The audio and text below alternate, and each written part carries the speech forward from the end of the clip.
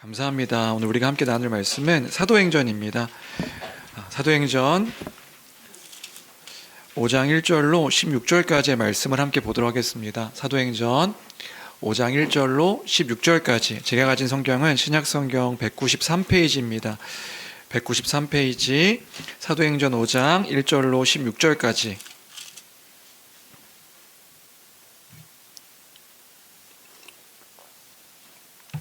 다 찾으신 줄 알고 한 목소리를 읽도록 하겠습니다. 함께 읽습니다. 시작. 아나니아라 하는 사람이 그의 아내 삽비라와 더불어 소유를 팔아 그 값에서 얼마를 감추매 그 아내도 알더라. 얼마만 가져다가 사도들의 발 앞에 두니 베드로가 이르되 아나니아야, 어찌하여 사탄이 내 마음에 가득하여 내가 성령을 속이고 땅값 얼마를 감추었느냐. 땅이 그대로 있을 때에는 네 땅이 아니며 판 후에도 내 마음대로 할 수가 없더냐. 어찌하여 이 일을 내 마음에 두었느냐.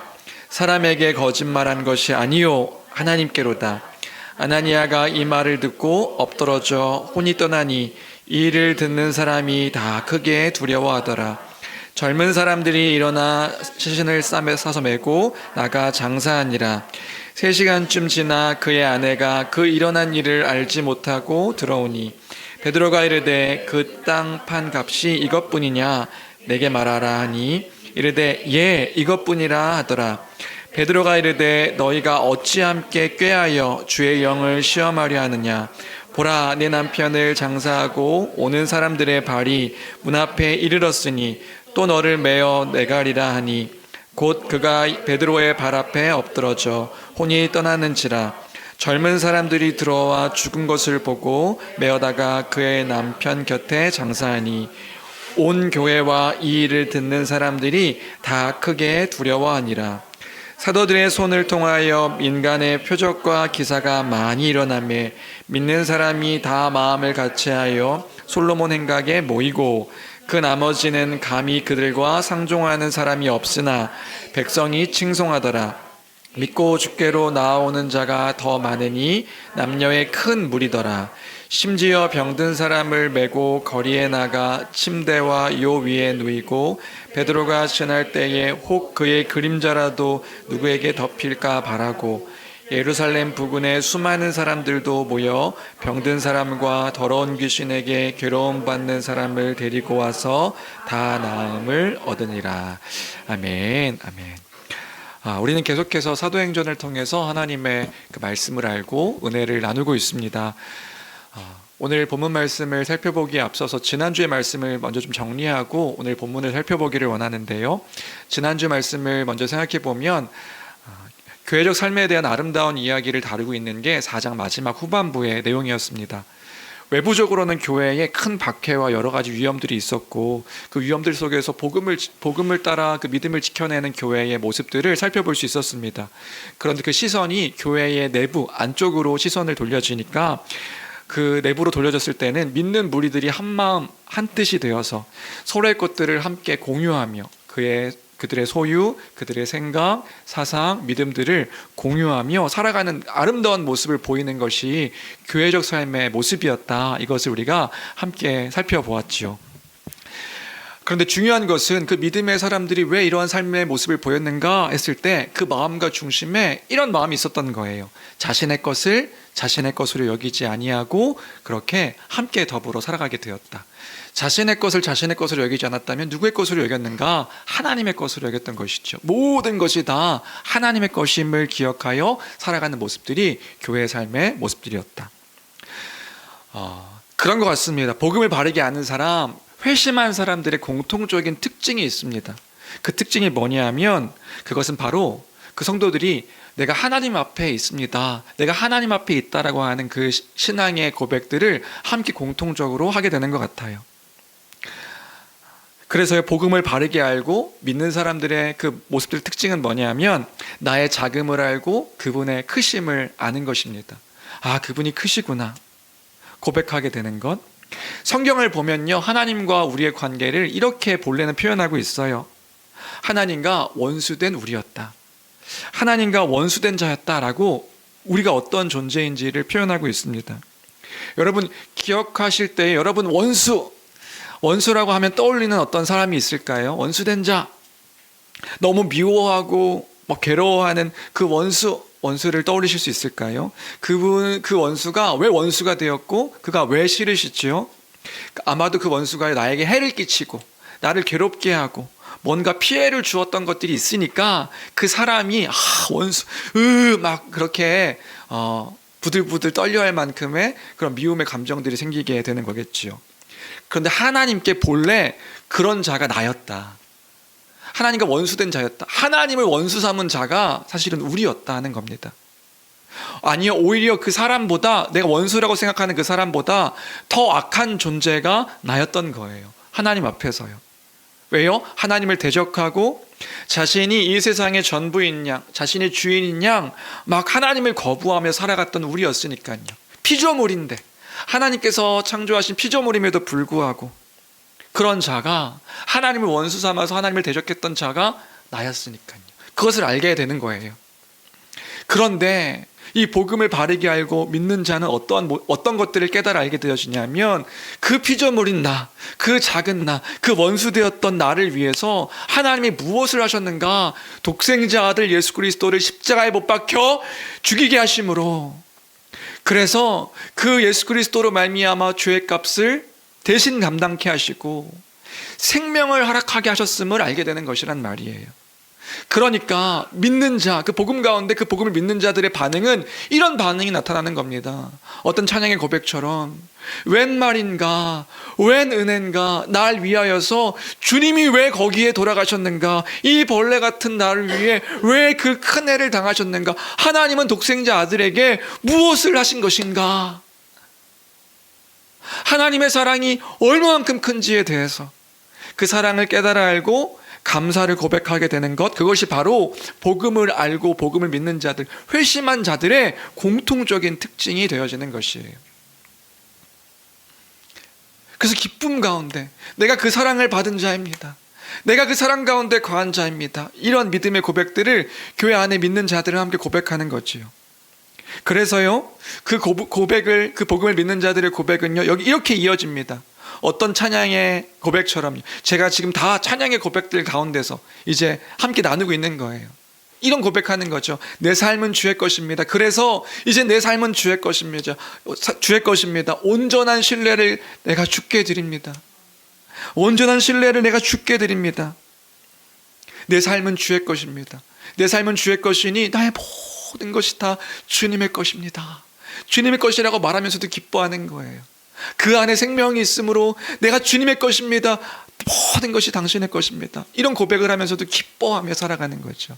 이것이 바로 교회의 공통적인 믿음의 고백의 모습임을 우리가 기억할 때에, 그 고백을 이해하면 초대교회 성도들의 믿음의 삶이 왜 그랬는가 이해할 수 있습니다. 자신의 것을 자신의 것이라고 여기지 않았다. 그럼에도 불구하고 기뻐했더라. 그런 모습이 초대교회의 모습임을 기억할 때, 야, 참 아름답다 생각할 수 있는 거죠. 그런데 우리가 지난주에 그런 얘기도 했어요. 그럼 초대교회 성도들의 삶이 완전했는가? 완벽했는가? 완벽한 모습이었는가? 아니지요. 그래서 미완료형 동사, 기억나시나요? 미완료형. 그래서 교회가 반복했던 것은 뭐냐 하면, 사도들이요, 큰 권능으로 주 예수 그리스도의 부활을 증언하는 일을 반복해서 했던 거예요. 그럼 예수님이 부활하셨습니다, 이런 사실만을 증언한 걸까요? 아니요. 예수 그리스도의 그 복음이요, 예수 그리스도께서 십자가를 통하여서 하신 일들이 무엇인가, 하나님 나라의 그 복음들을 계속해서 반복해서 전해주는 거예요. 또 들려주고 또 들려주고 또 들려주고.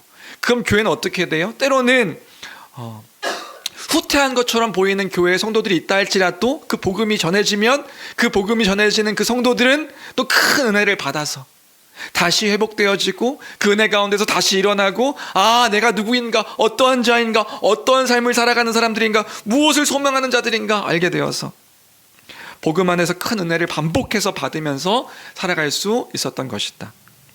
그러면요, 그럼 그 은혜를 받으면 어떻게 돼요? 그 은혜를 받음 속에서 교회는 하나님의 형상대로 창조되어진 다른 사람들을 하나님의 사랑 받은 것 안에서 서로 사랑하며 돌보며 살아가게 됐던 거죠. 때로는 보이지 않을 때도 있는데 다시 은혜를 받으면 그 은혜 가운데 내가 하나님의 사랑을 이렇게 풍성하게 받은 자지, 그 사랑을 받은 것을 다른 하나님의 형상대로 창조되어진 이들에게 전하며, 그 실제적인 모습이 뭐였냐면 절대적인 그 가난한 사람들을 보게 될 때에 성도들은 자신의 소유를 팔아서 그 값을 교회 어려운 지체들을 위해서 사용하는 것들, 이 단순히 여기서 물질적인 절대적 어려움만을 이야기하는 것이 아니라 영적이고 육체적이고, 그래서 빈곤하게 된 그 성도들을 돌보는 거예요. 하나님의 사랑 받은 것을 기억하여 그 사랑으로 다른 사람들을 돌보는 것, 그것이 초대교회가 보였던 실제적인 모습이었습니다. 엄밀히 얘기하면 피가 섞인 가족도 아니고요, 세상 밖에서는 남일 수 있는 사람들인데 어떻게 이런 일이 가능했는가? 이것이 바로 하나님 나라, 그 임함의 그 현장의 모습이었던 것입니다. 이것이 교회에서 보여줬던 실제적인 기적이었다. 뭐가 기적이냐? 몇 병들이 고쳐지고 뭔가 신비한 일들이 일어나는 것, 이게 기적이 아니라, 이것도 기적인데 더 분명한 기적은 뭐냐면요, 하나님 나라의 그 임함이 보여지는 거예요. 자신밖에 모르던 이기적인 사람들이요, 이제 다른 사람들을 한 마음 한 생명 가진 자로 여겨서요, 서로를 돌아보고 돌보고 섬길 수 있게 되어졌으니 이것만큼 기적적인 일들이 어디 있는 거냔 말이에요. 정말 사랑해야 될 지체로 여겨서 사랑하여 나의 것을 다른 사람들을 위해서 사용하고 살아가는 모습을 보였으니 이것이 바로 진짜 보여줬던 기적의 모습인 것이다. 하나님 나라가 이 땅 가운데 임하였음에 그 성취의 모습을 보여주고 있는 거예요. 사도행전 그 저자인 누가는 왜 이것을 기록했을까? 데오빌로에게 왜 이 교회의 모습을 기록하고 있는가? 약간 그 문맥상으로 보면 생뚱맞은 모습이거든요. 근데 왜 교회의 내부적인 이야기들을 왜 하고 있는가? 이것을 통해서 지금 누가는 뭘 이야기하고 있는 거냐면 구약에서 약속하셨던 하나님 나라가 이렇게 임함이 보여진 것이다. 신명기 말씀을 보면 이런 말씀이 있습니다. 신명기 15장 4절 5절 말씀인데요, 4절 5절 말씀 같이 함께 읽어볼까요? 함께 읽겠습니다. 시작. 내가 만일 내 하나님 여호와의 말씀만 듣고 내가 오늘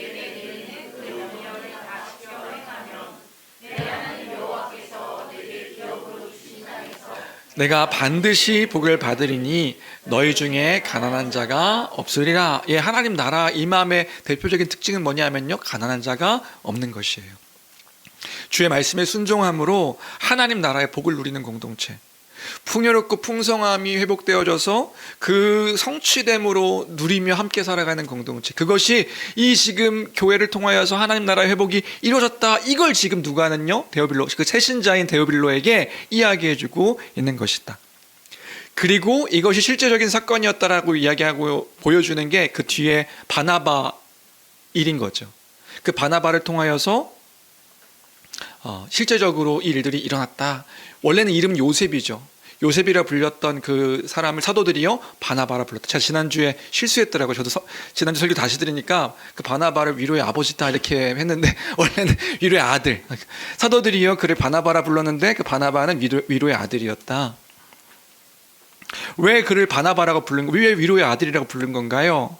그가 위로가 되었으니까요. 그럼 어떤 위로인데요? 그 성도가 실제적으로 복음을 따라서 살아가는 그 모습들을 보여준 거예요. 보여주니까 그 성도를 보며 사도들과 교회가 위로를 받아서 그에게 바나바라, 너는 바나바라, 위로의 아들이다, 이렇게 교회의 전체가 그를 통하여 위로를 받았기 때문에 위로의 아들이라 이렇게 불러졌던 거죠. 여기서도 우리가 기억할 수 있는 것이 있습니다. 그게 뭐냐면요, 내 옆에 성도들의 그 믿음의 삶을 보는 것, 그것이요, 교회에게는 큰 위로가 된다는 거예요. 그 복음을 따라서 살아가는 성도들의 모습을 바라볼 때에 우리 한 사람 한 사람이 위로가 되어지는 것이구나. 네, 목사에게 가장 큰 위로는 어떤 때에 위로를 받을까요? 목사에게 가장 큰 위로, 담임 목사가 되고 나니 가장 큰 위로가 무엇인가 이렇게 봤을 때, 물론 하나님께서 주시는 그 위로를 통하여서 위로를 받지만 그 교회의 성도들과 지체들을 통해서도 위로를 받는단 말이지요. 그럼 언제 위로가 될까? 네, 성도들이요, 여러 어려움과 환난과 내적인 갈등과 상황들이 있습니다. 네, 없지 않더라고요. 모든 성도들이 인생을 살아가는데 그 인생 속에서 항상 평온하고 평탄한 삶을 살아가는 것들이 아니더라고요. 여러 가지 환경적인, 상황적인, 육체적인 모든 어려움들이 우리에게 다가오더라고요. 그런 일들이 있더라고요. 그런 일들이 있는데 성도들이 그런 모습을 보이는 거예요. 불평과 불만과 원망과 두려움과 이런 것들이 아니라, 아니 그런 것들이 있음에도 불구하고 그들의 고백 속에서 어떤 고백을 하냐면 복음으로 인하여서 이 복음을 통해 이것들을 이겨내고 극복하고 복음의 일들을 이야기하며 그럼에도 불구하고 하나님의 은혜로 인하여 감사를 고백하는 일들을 볼 때에 쓰러질 수 있습니다. 쓰러지는 때도 있는데 쓰러지는 그때에도 다시금 일어나는 힘이 예수 그리스도의 복음을 기억함으로 그 은혜를 받아 그 은혜 속에서 내가 회복되어졌습니다 라는 그 이야기를 들을 때 목사로서요 너무 크게 기쁜 거예요. 아, 하나님이 행하셨습니다. 하나님이 우리를 돌보십니다. 하나님이 함께 하십니다. 기도가 절로 나고 찬양케 되어지더란 말이지요. 아, 이 성도들이 그 믿음으로 살아가는 것들을 보게 될 때에 이게 근데 목사만의 기쁨인가요? 그게 아니란 말이에요. 이게 성도들의 기쁨입니다. 성도들 간의 위로라고요. 우리가 무엇을 통해서 위로를 받습니까? 우리가 바로 이 믿음 가운데 든든하게 튼튼하게 서가는 모습을 볼 때예요. 성도들이 약간 넘어져서 실망하게 되는 때도 있지만 그 성도가 다시금 그 복음으로 인해서 회복되어지는 것들을 볼 때에 서로가 서로 그 일들을 통하여서 은혜를 누리게 되어지는 것이지요. 여러분 하나하나의 믿음의 삶이요 다 귀합니다. 여러분이요 하나님을 드러내는 삶입니다. 그래서 서로가 그렇게 함께 복음을 따라서 살아가는 모습을 통하여서 위로를 받고 있는 것이다. 내가 나의 모습만을 바라보며 위로를 받는 것이 아니라 다른 지체들이 함께 그 복음을 따라 살아가는 것들을 봤을 때 우리가 함께 위로를 받고 세워져 가고 있는 것이다. 여러분 그래서 우리가 바나바처럼 됩시다 이게 아닌 거예요. 이미 우리가 위로의 자녀, 위로의 아들, 위로의 딸들이 된 것입니다. 우리가 그러한 자들인 것입니다. 그것이 바로 교회입니다. 이러한 교회임을 기억할 때에 이 사실을 잊지 아니하며 서로가 그 복음 가운데서 함께 살아감으로 하나님 나라의 풍성한 임함을 고백하고 선포하는 교회가 되기를 주님의 이름으로 간절히 기도하고 축복합니다. 우리가 그런 자들이다. 우리가 이미 그 말씀으로 살아가는 것들을 통해 그러한 자들이 된 것이다. 이런 맥락에서 오늘 5장은 4장 후반절에 그 교회 내부에 있었던 일들을 이어서 계속해서 이야기해주고 있는 것이에요. 그래서 5장에 아나니아 삽비라 이야기가 나오죠. 근데 이 5장이 그래서 원래는 접속사로 개역개정 성경, 이 한글 성경에는 접속사가 이제 많이 번역되어 있지 않은데 접속사로 시작되는 것을 볼 수 있는 거예요. 그래서 5장 1절 그러나라는 단어로 시작하는데 그러나라는 단어를 넣어서 5장 1절, 2절 같이 함께 읽어볼까요? 오늘은 무슨 내용인가? 같이 읽겠습니다. 시작. 그러나 아나니아라는 사람이 그의 아내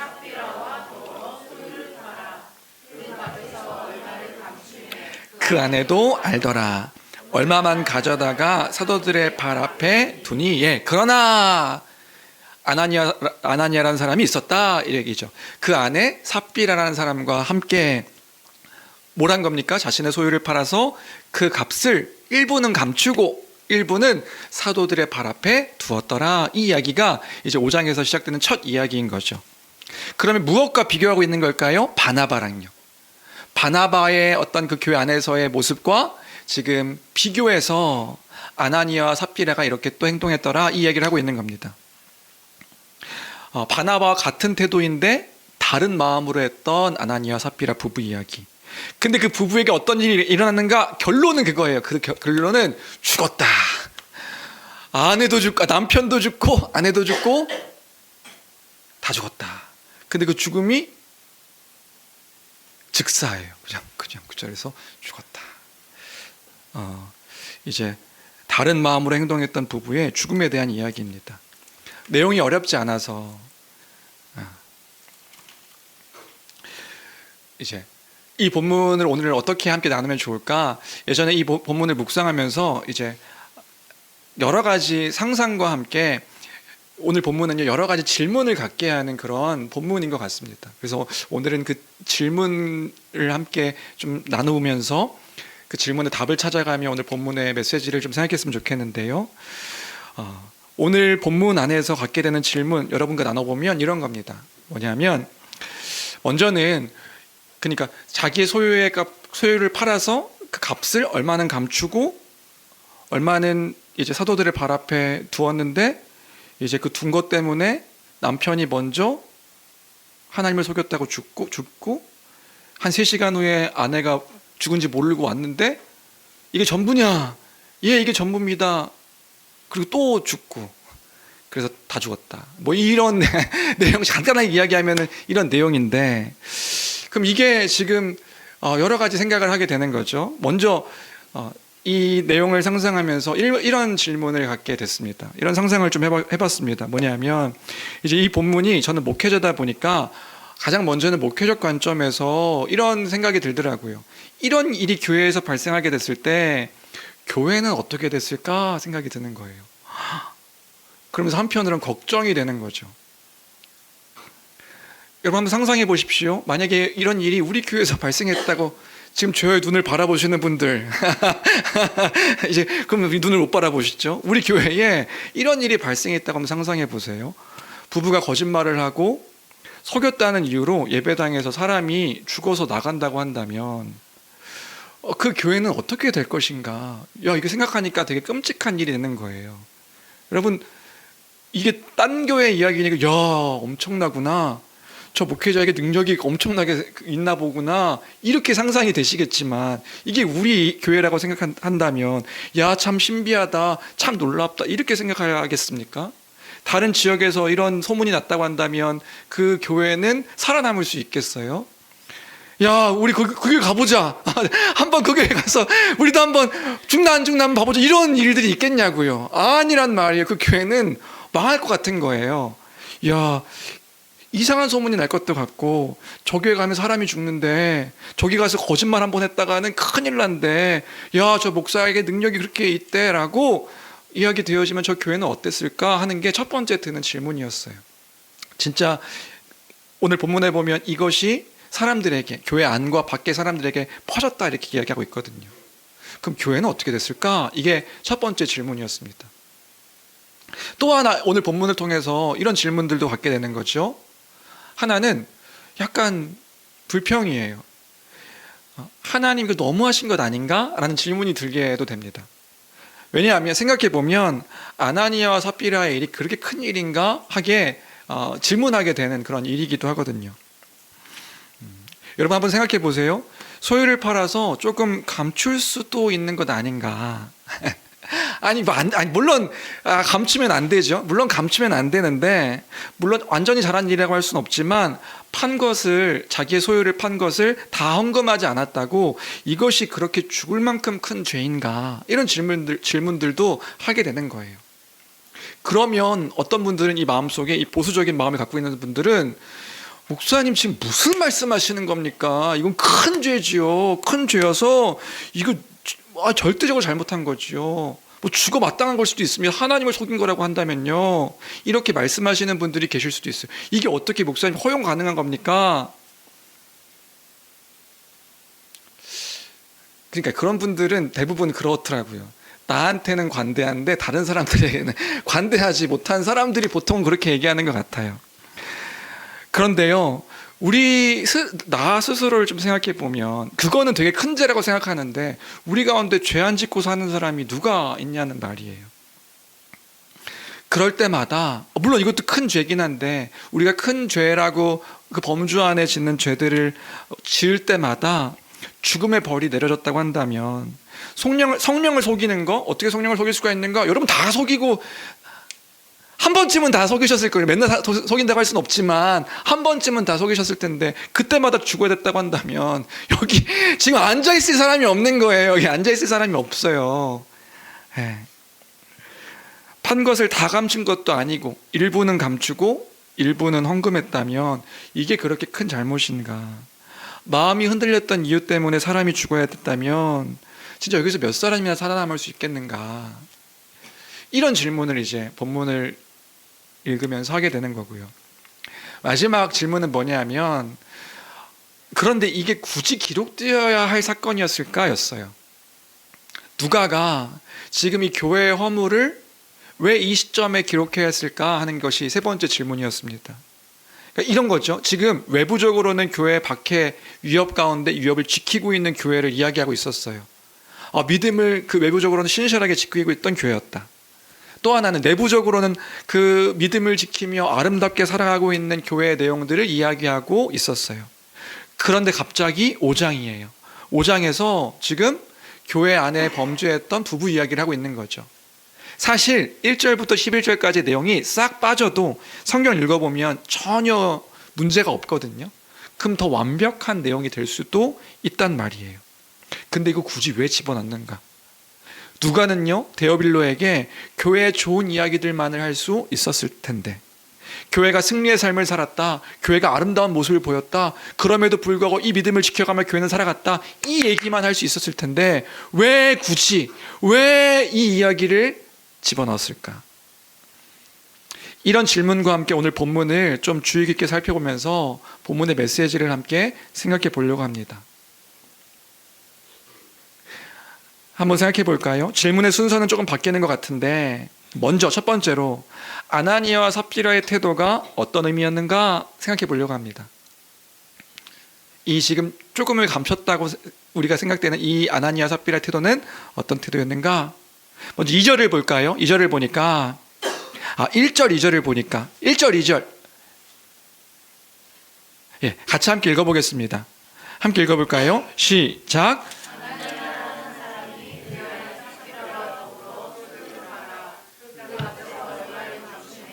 그 안에도 알더라.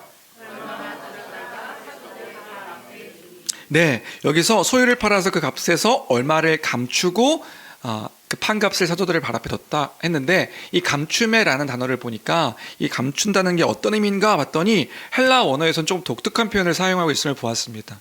그럼 이게 무슨 단어냐? 단순히 감췄다는 게 아니라 횡령하다, 가로채다, 이런 의미를 담고 있는 감추다였어요.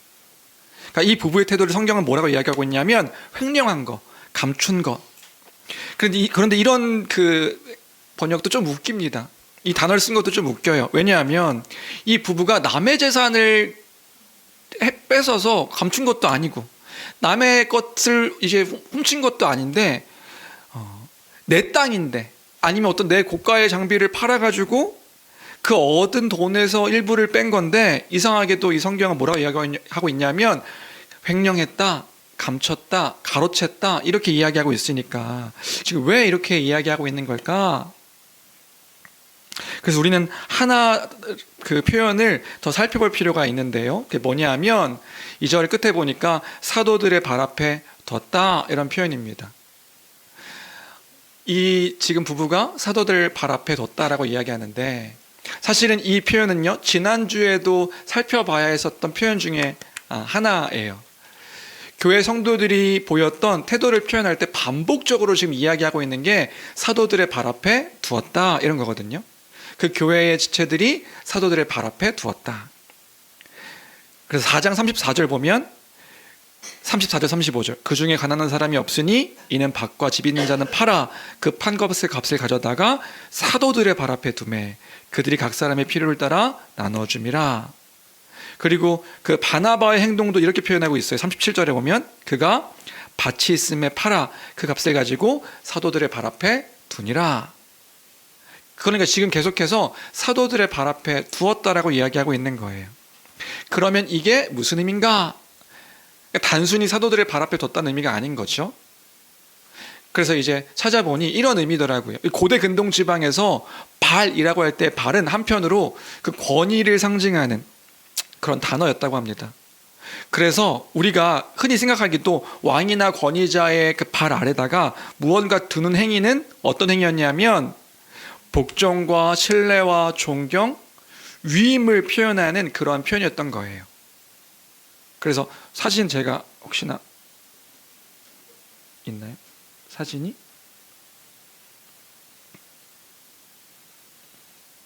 그래서 발 아래다 무언가를 두고 발 아래 무릎을 꿇고 하는 행위는 뭐냐 하면 그 권위 앞에서 복종하고 순종하고 신뢰하고 이거 위임한다. 이건 당신의 것입니다. 이런 의미를 담고 있는 것이 이제 발 아래 두었다는 의미인 거죠. 그러니까 사도들의 발 앞에 두었다는 것은 무엇인가? 사도들은 그 교회 안에서 영적인 지도자, 영적인 질서의 권위를 갖고 있었던 사람인 것이고요. 그리고 그 사도들의 발 앞에 뒀다는 건 그 사람 앞에 두었다는 의미가 아닌 거예요. 그 뭐예요? 사도들을 통해서 일하시는 하나님, 그 하나님이 계심을 기억하여서 그분의 권위 앞에 이것을 둡니다. 이것은 당신의 것이니 하나님의 뜻에 순종합니다. 이 모든 것이 하나님의 것입니다. 하나님의 것임을 알아. 제가 하나님께 이것을 당신께 드립니다. 이런 고백이 사도들의 발 앞에 두었다는 그 고백의 모습인 것이란 말이에요. 이런 태도가 아나니아와 삽비라와의 태도만이 아니었고 교회가 보여줬던 태도의 모습이었던 것이에요.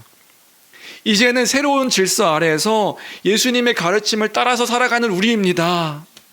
기존의 세속적인 질서나 그 재물 중심, 명예 중심 이게 아니라 하나님 나라를 위해서 이 모든 것이 당신의 것이기에 주의 나라를 위해서 사용합니다. 이것이 바로 이런 선언의 의미를 담고 있는 것이 바로 발 아래 두었다는 의미이니 하나님, 이것은 나의 사랑의 행위입니다. 이 일을 예수님의 가르침을 받은 내가 하고 있는 태도로 보이겠습니다. 이걸 고백하는 게 사도들의 발 앞에 두었다는 의미라고요. 그러면 이 모든 것을 종합할 때 지금 아나니아와 삽비라의 태도가 뭐가 되는 거예요? 모든 것을 속이는, 하나님을 속이고 교회를 속이는 그런 행동을 보이고 있는 것이 아나니아와 삽비라의 태도의 모습인 거란 말이에요. 단순히 물건 일부를 감추고 조금 시험이 들어서 물건 일부를 감추고 이런 게 아니라고요. 이 태도 자체가 하나님을 속이고 교회를 속이고 모든 것들을 속이는 행동이었단 말이에요. 그래서 3절에 보니까 3절 4절에 사도는 사도들의 발 아래 둔 재물을 둔 아나니아를 꾸짖으면서 그의 마음의 태도를 이렇게 지적하는 것을 볼 수 있어요. 우리 3절 4절은 같이 함께 읽어볼까요? 함께 읽겠습니다. 시작. 베드로가 이르되 아나니아야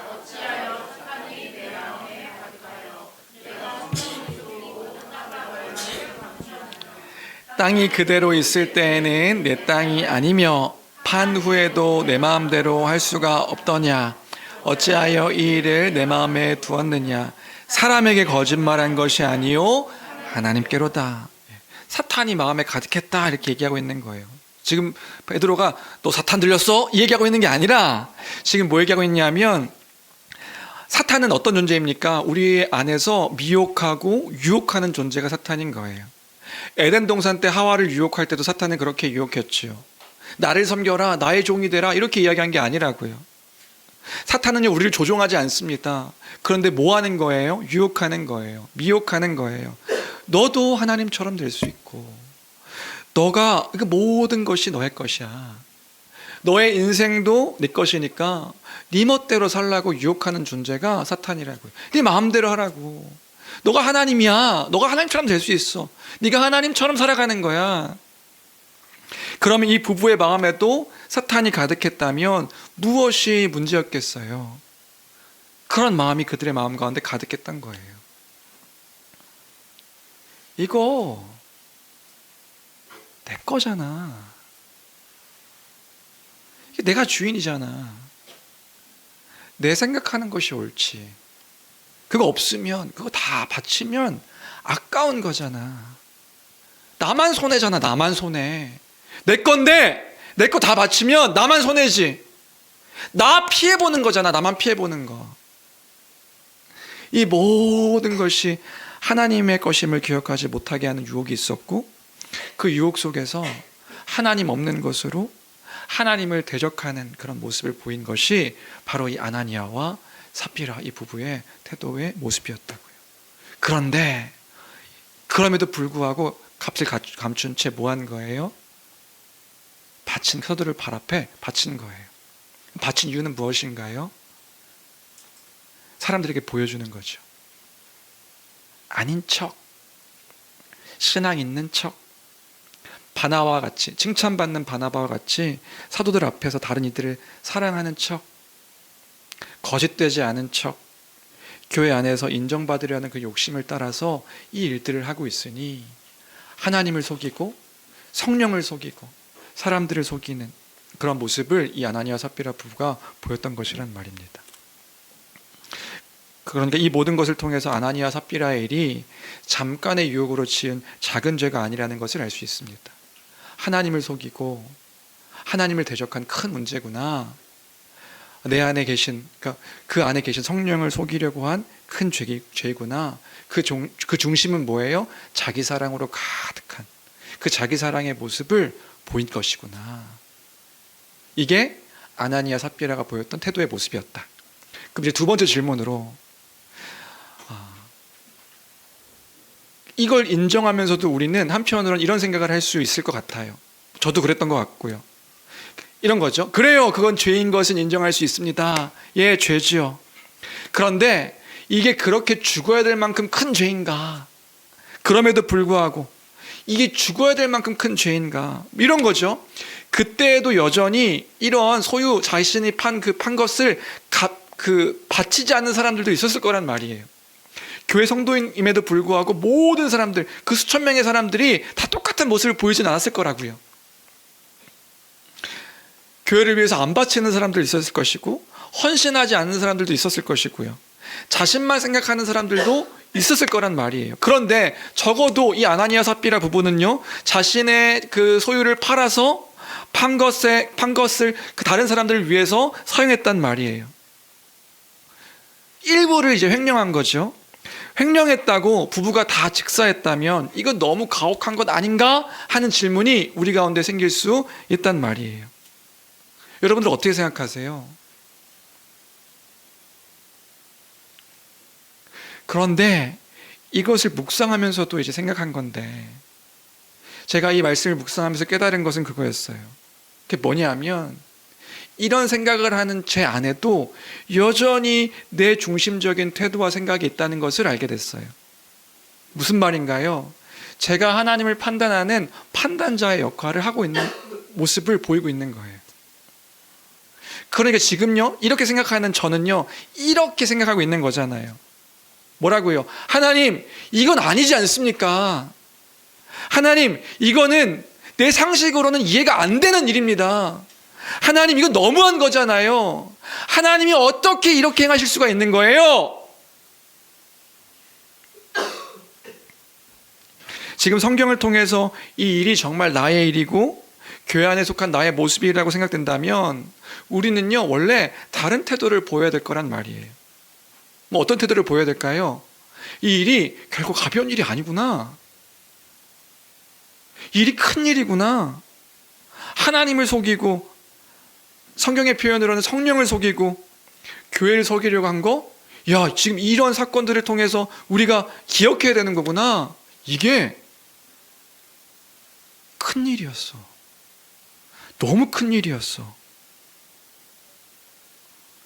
우리가 하나님 앞에 있다라고 고백합니다. 내가 하나님 앞에 있습니다. 하나님이 나의 주인입니다. 이런 고백을 서슴없이 하는데, 그런 고백을 하면서도 불구하고 하나님 없이 내가 주인인 것처럼 행동하는 이 죄가 결코 가벼운 게 아니구나. 어떻게 이게 큰 죄가 아닐 수 있겠느냐 말이에요. 근데 우리는 어떤 생각을 하냐면, 이게 그렇게 죽을 만큼 가벼운, 이게 큰 죄입니까? 어떻게 하나님 이렇게 하실 수가 있습니까? 이런 태도와 행동을 보이고 있는 거란 말입니다. 우리가 죄의 크기에 판단자가 되려고 하는 거죠. 이거 아니잖아요. 그래도 그 사람은 이런 일을 하고 있는 사람이잖아요. 하나님, 저는 그래도 괜찮은 사람이잖아요. 그래도 나는 하나님을 위해서 헌신하고 있고 일하고 있고 노력하고 있고, 그런데 이게 하나님의 보상이 이런 거란 말입니까? 이게 지금 무엇을 보이는 태도입니까? 하나님, 당신은 틀렸습니다. 그리고 내가 맞습니다. 내 생각이 맞아요. 하나님 지금 틀렸어요. 이게 지금 우리의 태도라면, 여러분, 착각하시면 안 됩니다. 우리 자신을 돌아봐야 되는 거예요. 하나님 말씀이 우리에게 주어졌다면 이것을 통해서 우리 자신을 돌아봐야 되는 거예요. 어떤 일이요? 하나님을 속이는 일이 큰 일이라고요. 아, 이걸 내가 너무 작게 생각했구나. 나에게는 하나님을 속이는 일이 없을까? 난 사람들 앞에서 거룩한 척, 순결한 척, 깨끗한 척, 이것이 모두 주님의 것입니다. 그런데 다른 사람들을 보이기 위해서 이 일들을 하고 있는 나의 모습은 없는가?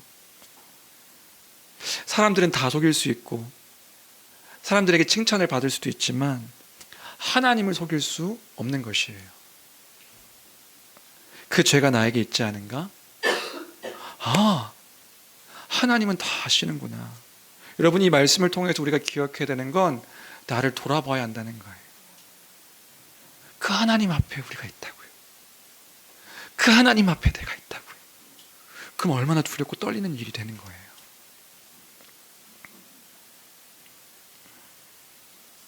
세 번째로 누가가 이 일을 기록했습니다. 그럼 이것을 우리가 또 누가는 왜 이걸 기록했을까? 굳이 빼도 되는 이야기를, 이 내용만 빠지면 이제 완벽한 교회의 이야기입니다. 그런데 왜 굳이 써놔서 새신자인 데오빌로도 불편하게 하고 교회 성도들도 불편하게 하고, 이 말씀 묵상하면서 여러분 마음이 편하신가요? 아니요, 불편해요. 너무 불편한 이야기예요. 나도 이런 것에 자유하지 않은데 하나님께서 이것을 크게 여기신다고? 하나님 속이는 일이 가벼운 일이 아니라고? 너무 불편한데.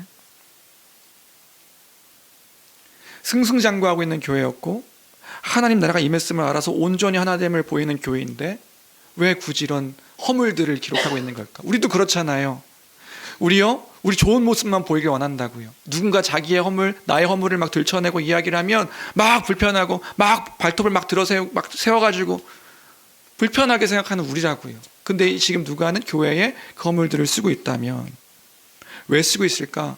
아마 두 가지 이유 때문일 거예요. 하나는 그 교회가 완벽하지 않다는 것을 보여주기 위해서.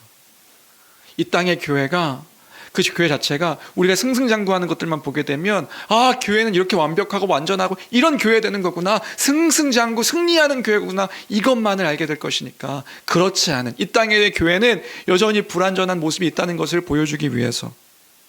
여러분, 교회 안에 거짓말만 있었을까요? 아닐 거예요. 서로 돌봄에 대한 어리숙함도 있었을 것이고 우당탕탕하면서 서로 맞지 않는 사람들끼리 다투며, 이제 뒤에 보면은 그런 이야기들이 나오거든요. 그런 일들도 있었을 것이고,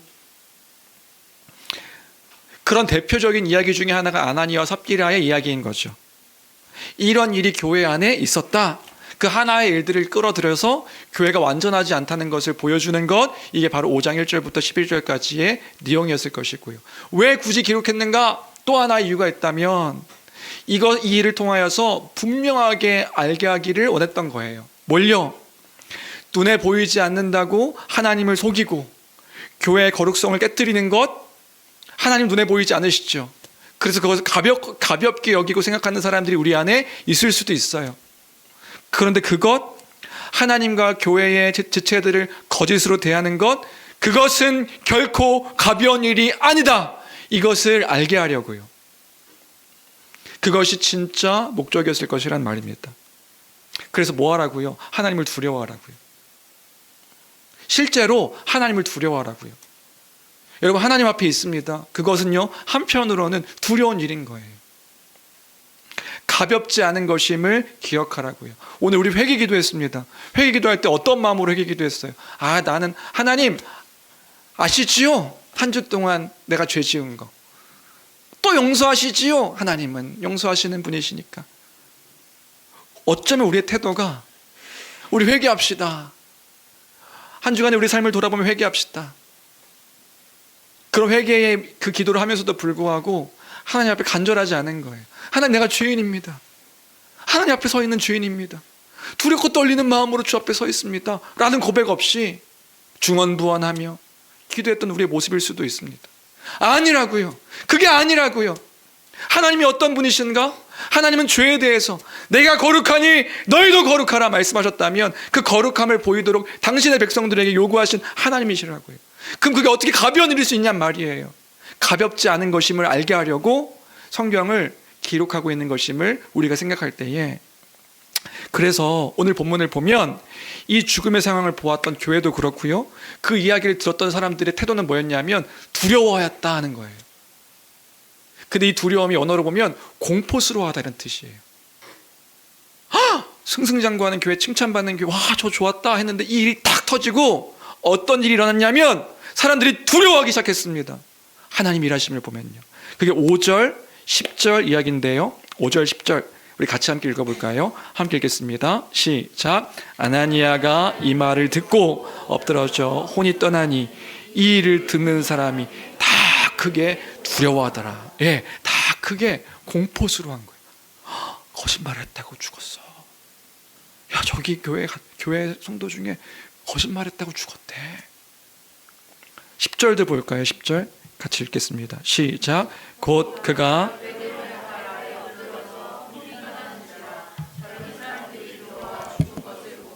메어다가 그의 남편 곁에 장사. 온 교회와 이 일을 듣는 사람들이 다 크게 두려워하니라. 예, 온 교회와 그리고 또 누구예요? 이 일을 듣는 다른 사람들도 다 크게 두려워하니라. 하나님이 죄에 대해서 간과하시는 분이 아니시구나. 우리는요 오늘 이 말씀을 통하여서 이걸 기억해야 되는 거예요. 죄에 대해서 간과하시는 분이 아니시구나. 교회에 죄를 범할 때마다 막 사람들이 죽어나갔을까요? 아니, 그렇지 않았을 거예요. 이건 하나의 특별한 사건이에요. 표적과 하나님 나라의 표적과 기사를 보여주는 아나니아 삽비라를 통해서 보여주는 특별한 한 사건인 거예요. 그럼에도 불구하고 이 일들을 통하여서 교회가 기억해야 될 것은 뭐였냐면 이 죄를 가볍게 여겨서는 안 되는 거구나. 하나님 앞에서 죄가 결코 작지 않은 거구나. 작은 것, 에덴 동산에 선악을 알게 한 나무의 열매 하나를 먹었습니다. 그게 그렇게 큰 죄입니까? 하나님 앞에서는 큰 죄인 거예요. 그 존재의 크기만큼 그 하나님의 말씀에 불순종하는 건 큰 죄인 거예요. 여러분 살아가는 삶 속에서 주의 말씀에 순종하지 않는 것은 큰 죄인 거예요. 가벼운 것이 아닌 거예요. 크구나. 이 아나니아 삽비라의 사건을 통하여서 교회는 함께 이게 크구나, 두려워해야 한다는 것을 말해주고 있는 겁니다. 마지막으로, 오늘 설교의 마지막이기도 한데요, 그러면 이 일들이 있고 나서 교회는 어떤 태도를 보였을까입니다. 이런 일이 있고 나서 교회는 어떤 일이 있었을까? 죄에 대해서 간과하시는 하나님이 아님을 알게 되었으니 어떤 태도를 보였을까요? 막 공포스러워하고 두려워하고 겁에 질려서 신앙생활을 막 포기하는 거. 나 이제 나 이거 못 믿겠다. 이거 교회 못 다니겠다. 이거 거기 갔다 큰일 나겠다. 이런 모습으로 도망치는 교회 모습을 보였을까요? 아니면 막 두려워 벌벌 떠는 거예요. 괜히 바알 담갔다가 이거 나가지도 못하고 쟤도 죽었는데 괜히 죄 지었다가 나도 죽게 생겼다. 막 두려워하면서 교회를 찾아가는 그런 성도들의 모습을 보였을까요? 그 성도들의 모습이 5장 12절 13절 기록되어 있는데 12절 13절 우리 같이 함께 읽어보겠습니다. 함께 읽습니다. 시작. 사도들의 손을 통하여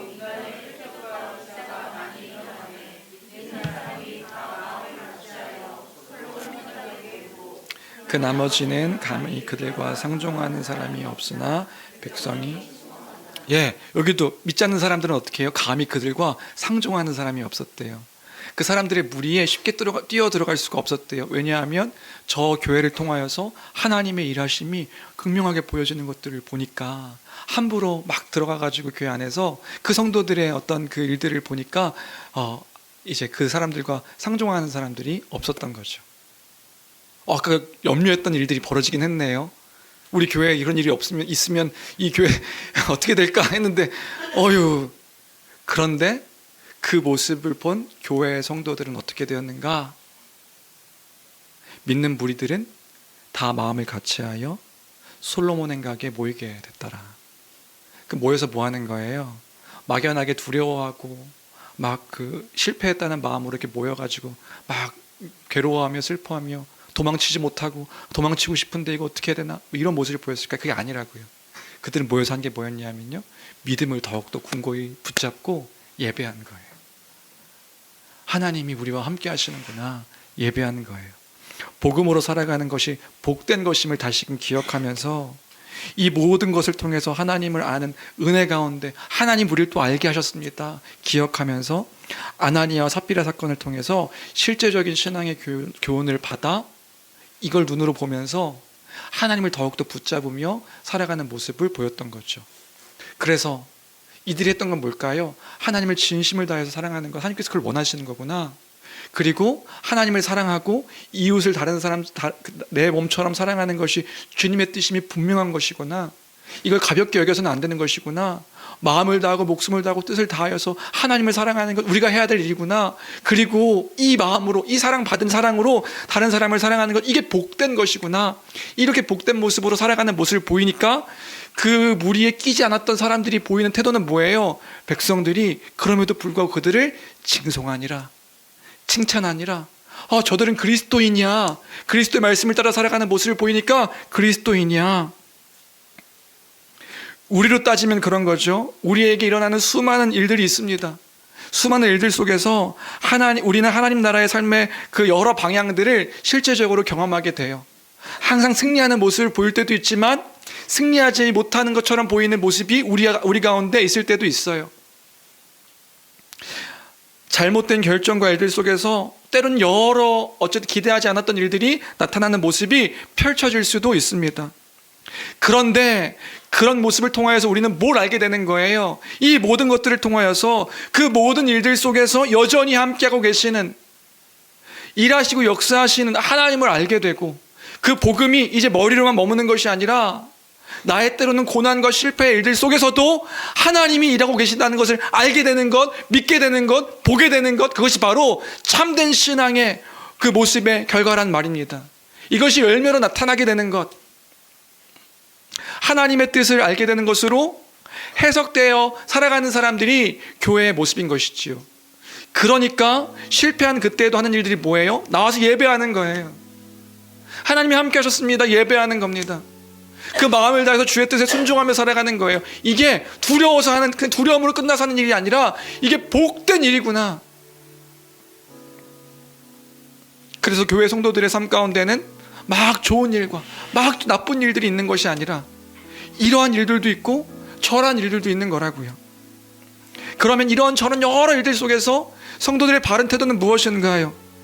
이때에도 여전히 하나님께서 함께 하신다는 섭리를 바라보며 살아가는 것, 그것이 바로 성도의 그 태도의 모습이다.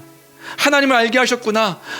주님 감사합니다. 이 일을 통해서도 하나님이 당신이 어떤 분이신지를 알게 하셨습니다. 주님 감사합니다. 교회 성도들이 여러 일들을 통하여서 우리가 봅니다. 그것이 때론 내일이 될 수도 있지요. 그 내일이 될 수 있을 때에 봅니다. 뭘 봐요? 그 믿음을 따라 지키며 살아가는 성도들의 모습들을 바라보는 거예요. 그 모습들을 통해 뭘 바라보는 거예요? 하나님이 그때 어떻게 일하시는가? 하나님이 무엇을 행하시는가? 하나님이 일들을 통해서 원하시는 것은 무엇인가? 이 일들을 통해 하나님을 알게 하셨습니다. 주님 감사합니다. 예배하는 거라고요.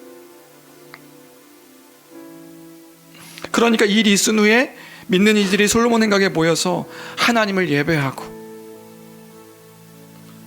사람들에게 여전히 칭찬받는 모습을 보이고, 이것이 바로 예수님 말씀을 따라 살아가려는 신실함의 모습인 것입니다. 진정한 하나님 나라의 임함의 모습인 것이라고요.